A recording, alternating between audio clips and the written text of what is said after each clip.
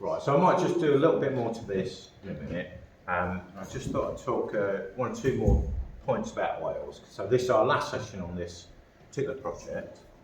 And then next week is February, so we'll go on to the next project. So the next project is what I thought I'd focus on is foliage and green. So this is something Tony's quite interested in. I thought that might make quite a lot nice project.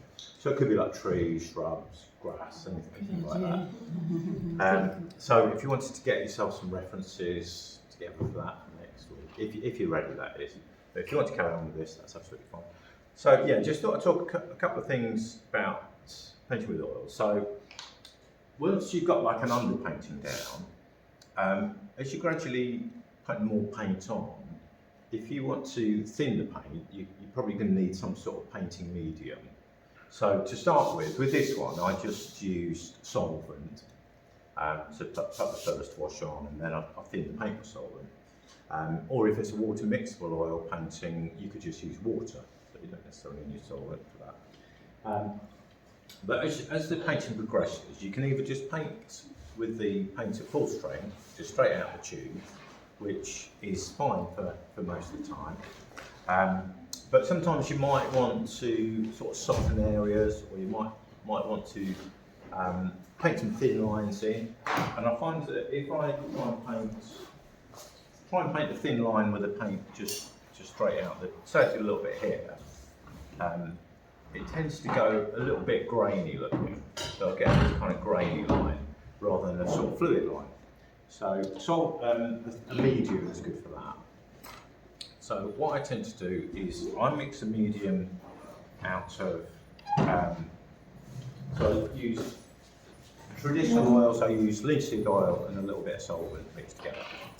So I usually go up to about half and half. Do you want to sit? Shall I sit there? Okay. Yeah, when I was at art school, they were saying this idea, it's called sort of painting fat over lean. So the lean paint is like the paint that's been softened out just with solvent. So that basically breaks down the oil in the paint. So as you're putting more paint on, it's important to kind of add a little bit of oil into that.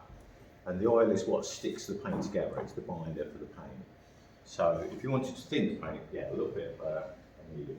So with, as I say, traditional oils, I just use ordinary linseed oil and solvent. If you're using the water mixable oils, they've got their own mediums for it. So there's a water mixable linseed oil, and there's some stuff called water mixable thinners.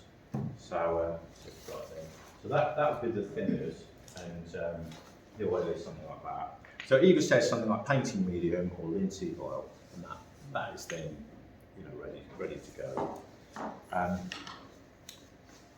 And yeah, so about up to half and half. You could start, if you had painted in lots of layers, you could start with maybe more solvent and less oil, and then as you got to the last layer, maybe about half and half. So I find that works quite well. So that's the actual mediums. Just want to say a little bit about brushes as well. So I find that I quite like brushes that are reasonably stiff for oils. So you can get bristle brushes.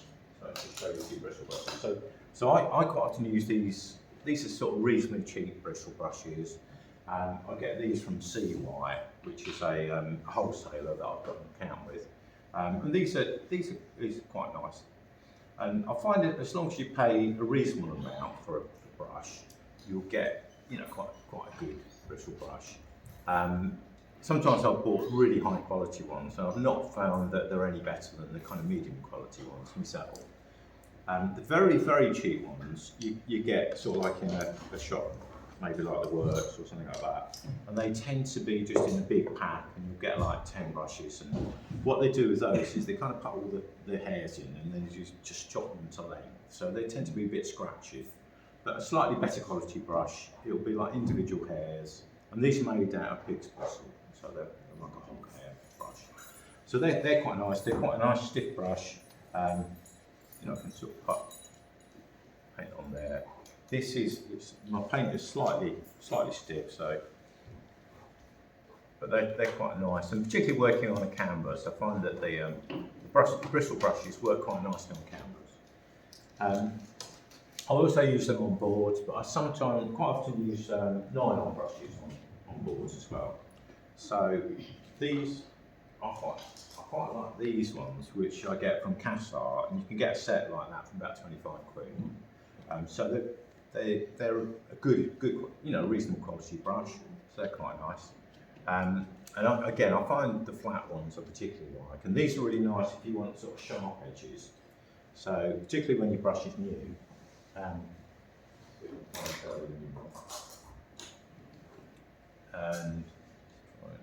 just dip in the yellow, that'll do. So, if I just want to get a nice sort of sharp line, sharp edges, they're good for that. I've got a painting just around the corner here that I've been painting this week of bows, so these have been really useful for kind of getting nice sharp edges on the sails and things like that. So yeah, they're quite good. If you're looking for a sort of good quality at a reasonable price, that and Cassar are quite good. Another manufacturer that's really good is Rosemary & Co. So they're a British brush manufacturer. They're based in Yorkshire, and they make tons of different brushes. And these have got a kind of worldwide reputation. Artists from all over the world use these brushes. So these are good quality brushes, and they're pretty reasonable prices. They're not cheap, but they stand up well against some of the other manufacturers. So they're a good place. So I've got a catalogue of those, and these are a mail order company. 1 or 2 shops sell these, but you can get these mail order. So I buy some of these. When I want particular brushes, like say if I wanted like a nice little thin rigger like that's a Rosemary brush, or particular shapes and sizes, and they've got a vast, different sort of styles of brushes they do, watercolours, oils, acrylics. So that's quite a good manufacturer. As I say, the bristle ones come from C White, so that's the C White catalogue. Again, a sort of kind of educational wholesalers.